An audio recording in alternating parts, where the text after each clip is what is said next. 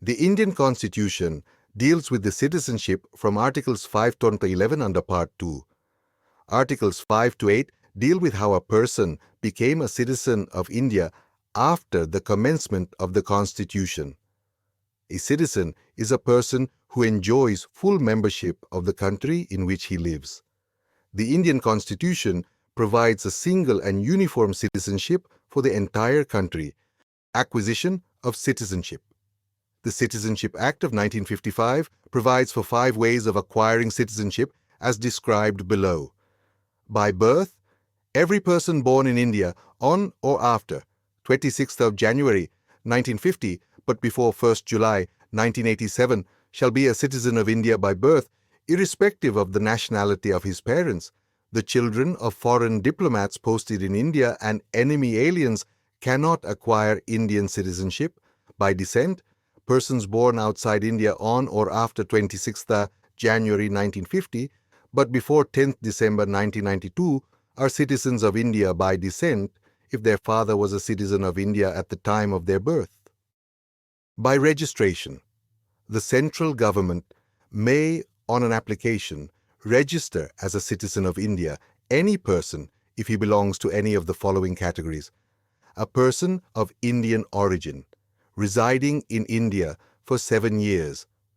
A person of Indian origin who is ordinarily resident in any country or place outside undivided India. A person who is married to citizens of India and resident of India for 7 years. Minor children of persons who are citizens of India. A person of full age and capacity whose parents are registered as citizens of India. By naturalization, it can be acquired by a foreigner who has resided in India for 12 years, by incorporation of territory, foreign territory. If any new territory becomes a part of India, the Government of India specifies the conditions and persons who will be citizens of India from the notified date. Loss of citizenship. The Citizenship Act of 1955 also provides 3 modes of losing citizenship. By renunciation, if a person gives up his Indian citizenship. By termination, when an Indian citizen voluntarily acquires the citizenship of another country, his Indian citizenship automatically terminates. By deprivation, deprivation of citizenship by the Government of India on the basis of acquisition of citizenship by fraud, helping an enemy during a war, or being disloyal to the Constitution.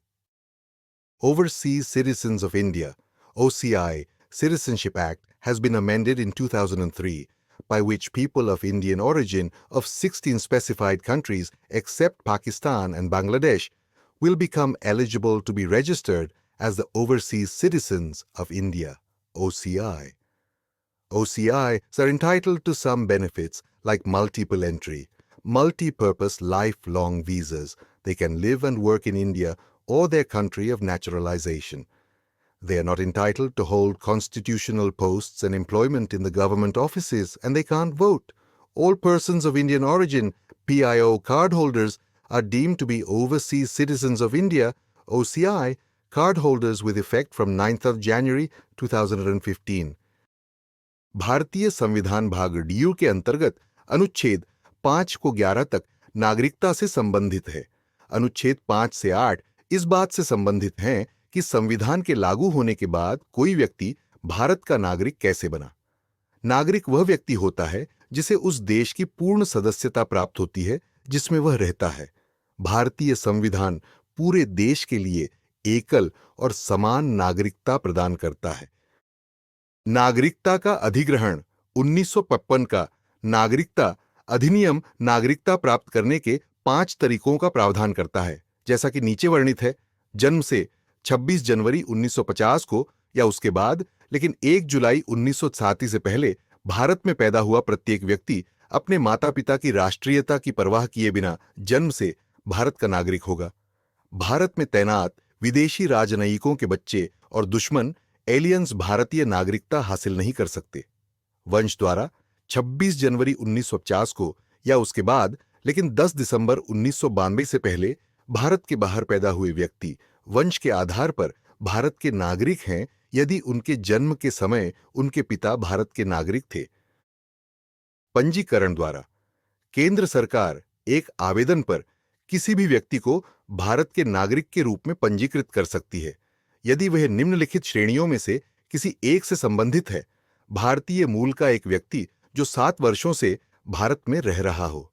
भारतीय मूल का व्यक्ति जो सामान्यतः अविभाजित भारत के बाहर किसी देश या स्थान का निवासी है। एक व्यक्ति जिसने भारत के नागरिकों से शादी की है और 7 साल से भारत का निवासी है। उन व्यक्तियों के नाबालिग बच्चे जो भारत के नागरिक हैं। पूर्ण आयु और क्षमता का व्यक्ति जिसके माता पिता भारत के नागरिक के रूप में पंजीकृत है। प्राकृतिकीकरण द्वारा इसे कोई भी विदेशी व्यक्ति प्राप्त कर सकता है जो 12 वर्षों से भारत में रह रहा हो। क्षेत्र के निगमन द्वारा विदेशी क्षेत्र यदि कोई नया क्षेत्र भारत का हिस्सा बनता है तो भारत सरकार उन शर्तों और व्यक्तियों को निर्दिष्ट करती है जो अधिसूचित तिथि से भारत के नागरिक होंगे। नागरिकता का नुकसान 1955 का नागरिकता अधिनियम भी नागरिकता खोने के 3 तरीके प्रदान करता है। त्याग द्वारा यदि कोई व्यक्ति अपनी भारतीय नागरिकता छोड़ देता है। समाप्ति द्वारा जब कोई भारतीय नागरिक स्वेच्छा से किसी दूसरे देश की नागरिकता प्राप्त कर लेता है तो उसकी भारतीय नागरिकता स्वतः ही समाप्त हो जाती है। अभाव द्वारा धोखाधड़ी से नागरिकता प्राप्त करने, युद्ध के दौरान दुश्मन की मदद करने या संविधान के प्रति निष्ठाहीन होने के आधार पर भारत सरकार द्वारा नागरिकता से वंचित करना। भारत के प्रवासी नागरिक ओसीआई नागरिकता अधिनियम में 2003 में संशोधन किया गया है जिसके द्वारा पाकिस्तान और बांग्लादेश को छोड़कर 16 निर्दिष्ट देशों के भारतीय मूल के लोग भारत के प्रवासी नागरिक ओसीआई के रूप में पंजीकृत होने के पात्र बन जाएंगे। ओसीआई कुछ लाभों के हकदार हैं जैसे एकाधिक प्रवेश, बहुउद्देशीय आजीवन वीजा। वे भारत या अपने देश में रह सकते हैं और काम कर सकते हैं। वे सरकारी कार्यालयों में संवैधानिक पद और रोजगार पाने के हकदार नहीं हैं और वे मतदान नहीं कर सकते हैं। 9 जनवरी 2015 से सभी भारतीय मूल के व्यक्ति पीआईओ कार्ड धारकों को भारत के प्रवासी नागरिक ओसीआई कार्ड धारक माना जाता है।